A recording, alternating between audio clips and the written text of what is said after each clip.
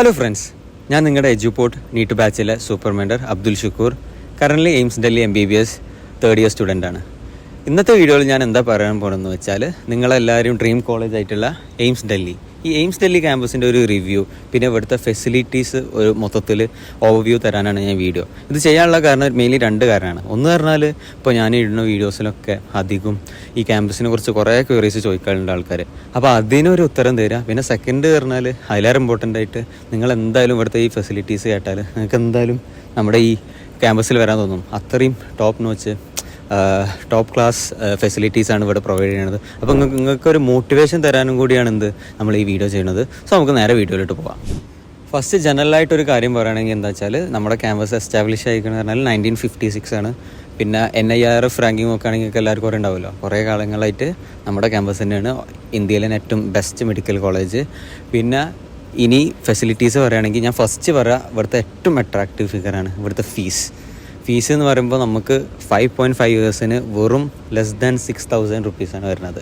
അത് നിങ്ങൾ അക്കാഡമിക് ഫീസും ഹോസ്റ്റൽ ഫീസും ഒക്കെ കൂട്ടിയിട്ടാണ് നമുക്ക് ഈ ഫീസ് വരുന്നത്. അപ്പോൾ നമുക്ക് ഇവിടെ ആകെ ചിലവ് വരുന്നതെന്ന് വെച്ചാൽ, നമുക്ക് ഫുഡിന് ചിലവ് എന്ന് പറഞ്ഞാൽ ഇവിടെ മെസ്സിലും നമുക്ക് ചീപ്പായിട്ടുള്ള ഫുഡ് കിട്ടും, നല്ല ക്വാളിറ്റി ഉള്ള.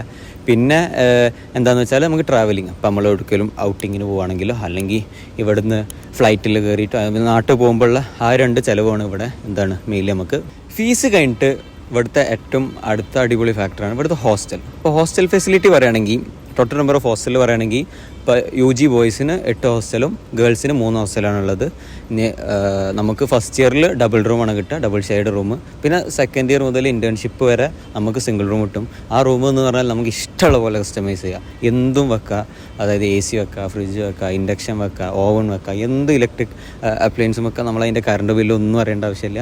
24/7 നമ്മൾ AC ഇട്ട് വെച്ചാലും നമ്മളതിനെക്കുറിച്ച് അറിയേണ്ട ആവശ്യമില്ല. പിന്നെ ഓരോ ഹോസ്റ്റൽ പറയുകയാണെങ്കിൽ, ഓരോ ഹോസ്റ്റലും കോമൺ റൂം ഉണ്ടാവും. ഇപ്പോൾ ഫസ്റ്റ് ഹോസ്റ്റലിൽ നമ്മൾ സ്റ്റുഡൻസ് യൂണിയൻ ST റൂമുണ്ട്, സെക്കൻഡിൽ ലിറ്റററി സൊസൈറ്റീൻ്റെ റൂമുണ്ട്, തേർഡിൽ റിക്രിയേഷൻ റൂം, ഫോർത്തിൽ TV റൂമുണ്ട്, ഫിഫ്ത്ത് ഹോസ്റ്റലിൽ പിന്നെ മ്യൂസിക് റൂമുണ്ട്. അതായത് അവിടെ നമുക്കിവിടെ മ്യൂസിക് പഠിക്കാനുള്ള കുറേ ഫെസിലിറ്റീസ് ഉണ്ട്, ക്ലബ്സ് ഉണ്ട്. അപ്പോൾ അവിടെ കുറേ ഗിറ്റാർസ്, പിയാനോ, അങ്ങനത്തെ കുറേ സ്റ്റഫ് ഉണ്ട്. നമുക്ക് അവിടെ പോയി പഠിക്കുക, വോക്കൽസ് റെക്കോർഡ് ചെയ്യുക, അതൊക്കെ ചെയ്യുക. പിന്നെ പറയുകയാണെങ്കിൽ, ഓരോ ഹോസ്റ്റലിലും മെസ്സുകളുണ്ട്. ആ മെസ്സിൽ നിന്നൊക്കെ നമുക്ക് റൂമിൽ ഡെലിവറി ചെയ്യുക. ഇപ്പോൾ നമുക്ക് മലയാളി പറയുകയാണെങ്കിൽ, ഇപ്പോൾ ഫോർത്ത് ഹോസ്റ്റലിലെ ഗ്രൗണ്ട് ഫ്ലോറിലാണ് നമ്മളെ മലയാളി മെസ്സ് ഉള്ളത്. അത് നമുക്ക് റൂമൊക്കെ ഓർഡർ ചെയ്തിട്ട് നമ്മൾ ഹോസ്റ്റൽ റൂമിൽ എല്ലാ ഹോസ്റ്റലും നമുക്ക് വിളിച്ചിട്ട് ഹോട്ടലിലൊക്കെ ബുക്ക് ചെയ്യണ പോലെ നമുക്ക് എത്തിച്ചു തരും. ഇനി ഹോസ്റ്റലിൽ തന്നെ റെസ്ട്രിക്ഷൻസ് പറയുകയാണെങ്കിൽ, ഒരു റെസ്ട്രിക്ഷനും ഇല്ല എന്ന് തന്നെ പറയാം. ഇപ്പോൾ ബോയ്സ് ഹോസ്റ്റലാണെങ്കിൽ നമുക്ക് ഇപ്പോൾ ഈ സമയത്ത് കയറണം, ഈ സമയത്ത് ഇറങ്ങണമെന്നൊന്നുമില്ല. അപ്പോൾ ഗേൾസിനാണെങ്കിൽ ബോയ്സ് ഹോസ്റ്റലിലേക്ക് എപ്പോഴും കയറാം.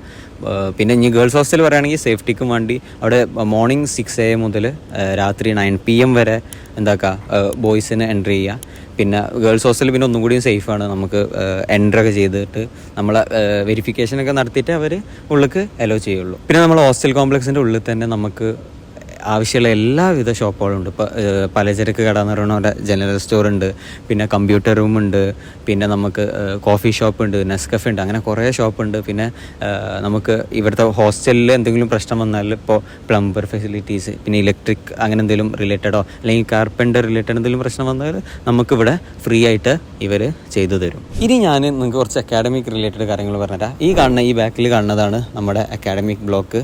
പിന്നെ നമുക്ക് ഇത് എന്ന് പറഞ്ഞാൽ നമ്മുടെ എയിംസ് ക്യാമ്പസ് ആണ്, നമ്മുടെ ഒരു സെൻട്രലാണ്.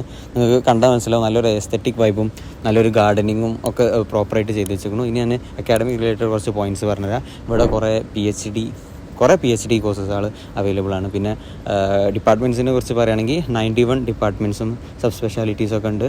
പിന്നെ ആനുവലി ഒരു ഇയർ നോക്കുകയാണെങ്കിൽ 45+ ലാക്ക് നമുക്ക് ഔട്ട് പേഷ്യൻസ് വരുന്നുണ്ട്, 3+ ലാക്ക് ഇൻ പേഷ്യൻസ് വരുന്നുണ്ട്. പിന്നെ ഒരു ഇയറിൽ ഇവിടെ 2.5 ലക്ഷം 2.5 ലാക്ക് പ്ലസ് സർജറീസ് നടക്കുന്നുണ്ട്. ടോട്ടൽ ബെഡ് വെക്കുകയാണെങ്കിൽ ഒരു 2500 അപ്രോക്സ് ബെഡ്സ് വരുന്നുണ്ട്. പിന്നെ ഇവിടെ ഏറ്റവും ഇമ്പോർട്ടൻ്റ് ആണ് റിസർച്ച്. ഇവിടെ ഭയങ്കര UGസിന് ഇതാണ് എല്ലാവരും അക്കാഡമിക്സിൽ മറ്റ് കോളേജസിനെ അപേക്ഷിച്ച് എയിംസിനെ കുറിച്ച് പറയാം. ഇവിടെ റിസർച്ച് ഫെസിലിറ്റീസ് ഭയങ്കരമായിട്ടുള്ള റിസർച്ച് ഫെസിലിറ്റീസാണ് ഇവിടെ ഉള്ളത്. പിന്നെ ഇവിടുത്തെ MBBS കരിക്കുലത്തിൽ എയിംസ് നാട്ടിലത്തെ കോളേജിൽ നിന്നൊരു വലിയ ഡിഫറൻസ് എന്താണെന്ന് വെച്ചാൽ, ഇവിടുത്തെ ഷെഡ്യൂളാണ്. അതായത് ഇവിടെ തേർഡ് ഇയറിൽ ഒരു എക്സാം ഇല്ല. ഇപ്പോൾ നാട്ടിലത്തെ കോളേജ് പറഞ്ഞാൽ ഫസ്റ്റ് ഇയറിൽ exam, second year, third year, final year.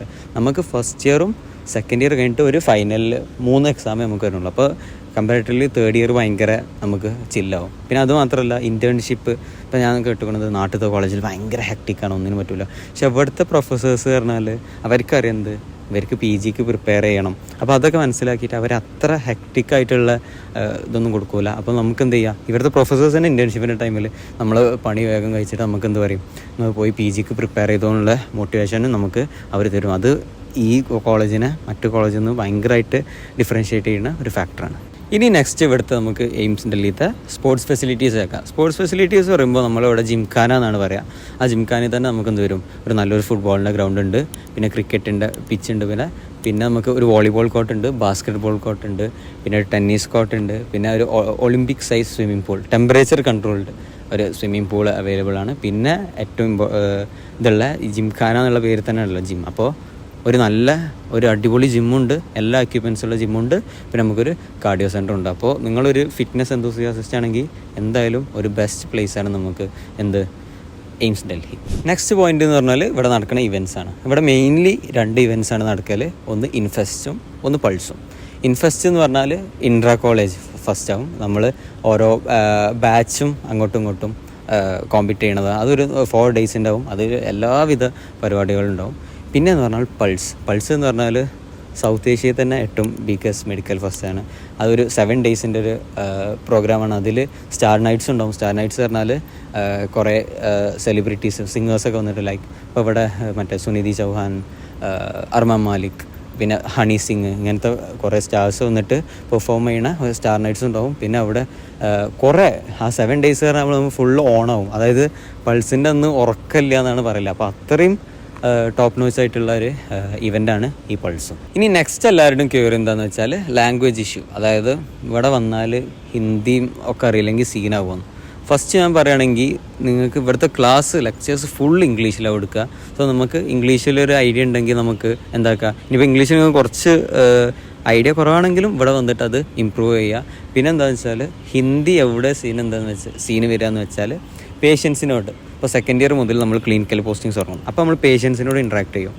അല്ലാതെ തന്നെ ഇപ്പോൾ നമ്മൾ നമ്മുടെ ബാച്ച്മേറ്റ്സിൻ്റെ നോർത്ത് നിന്നുള്ള ബാച്ച്മേറ്റ്സിന് ഇംഗ്ലീഷ് അത്ര ഫ്ലുവൻ്റ് ആവില്ല. അപ്പോൾ അവർ ഹിന്ദിയാണ് സംസാരിക്കുക.